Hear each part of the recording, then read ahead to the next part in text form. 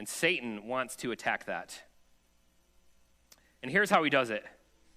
First of all, if we can get our minds and our imaginations on ourselves and on the things that we want, on the things that we crave, on the things that we desire, then we are a perfect client for Satan to produce vials of anxiety in us.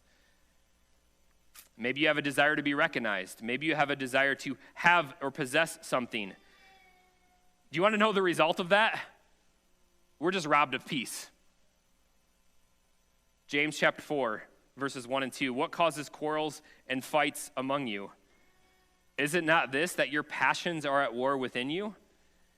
You desire and do not have, so you murder.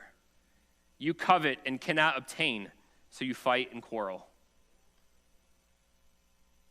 Was that heavy? I felt that, yeah. Yeah, how often we can look back at our quarreling, right? I have expectations, they have expectations. And what happens? We don't have peace. We're filled with anxiety. This also happens, though, when our minds and our attention are fixated on other people, what they are doing or what they are not doing.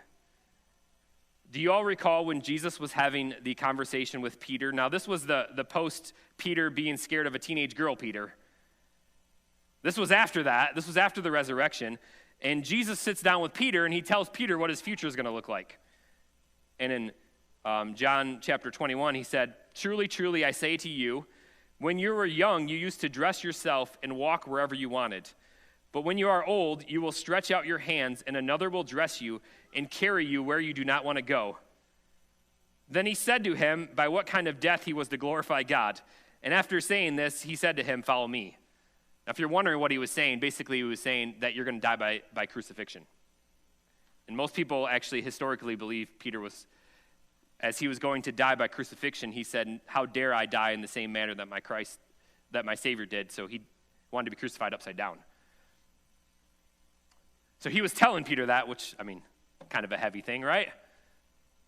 Peter, he's talking to his king, right? His Lord, his Savior. He's talking to Jesus, and he says, "This is what your future holds. Follow me." Now, what was Peter's response? Remember, Peter's like us, right? So what was his response?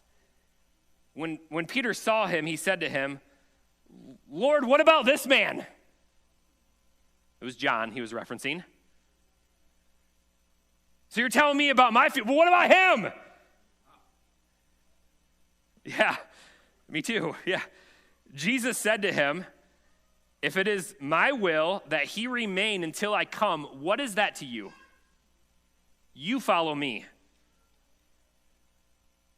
So the saying spread among the brothers, which is how it works, right? They're all spread to the disciples. So the saying spread among the brothers that this disciple was not to die. Yet Jesus did not say to him that he was not to die. But if it is my will that he remain until I come, what is that to you? So what did Peter do? He did what we all do, right? Okay, Lord, this is my calling. This is my life. This is what you called me. This is my situation you've put me in. This is all, whatever that is. This is where you have me. What about him? What are you doing with him? I don't like him. I'm jealous of him. He gets more praise than me. She gets more glory than me. What about him? But what about her? What about him, right? And what happens when we're fixated on what another person's doing? No peace, right?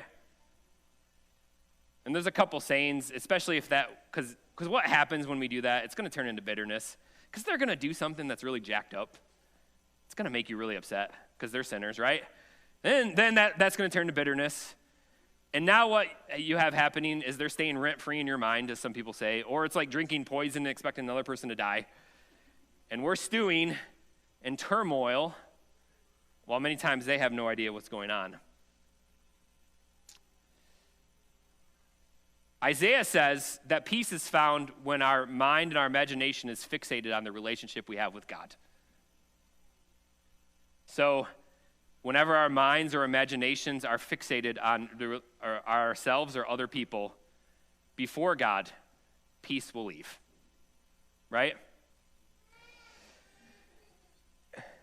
And this is regardless of any situation or circumstance we find ourselves in.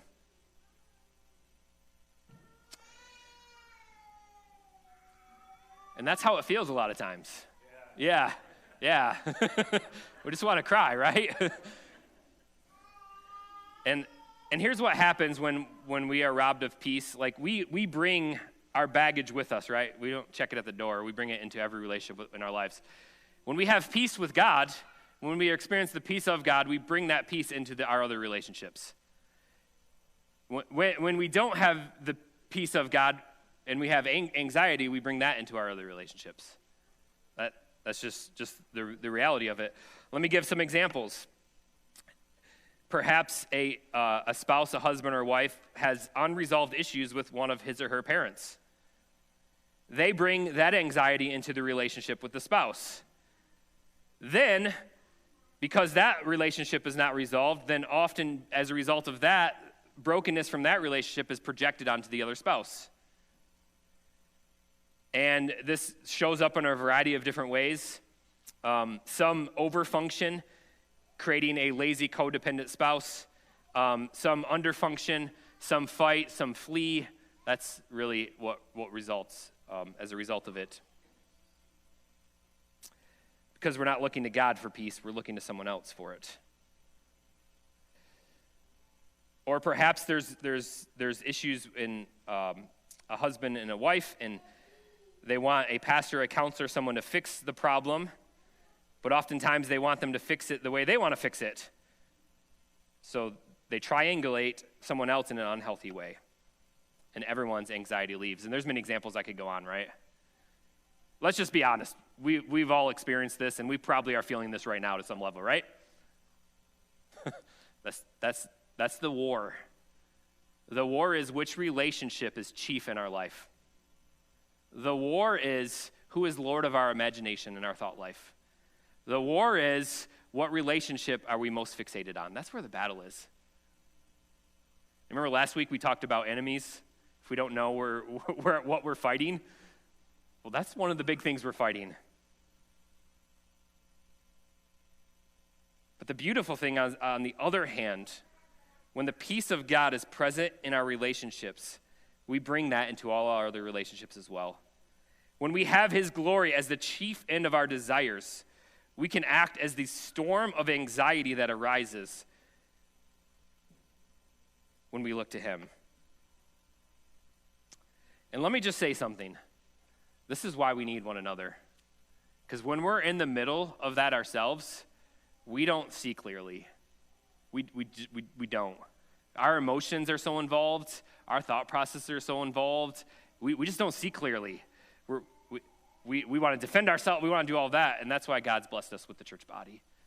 That's a beautiful, beautiful thing. One final note on this point before I conclude this is I also want us to be aware of this fact, that the current systems in our world today are really fixated on getting us to have our attention upon anyone else or anything else except for God.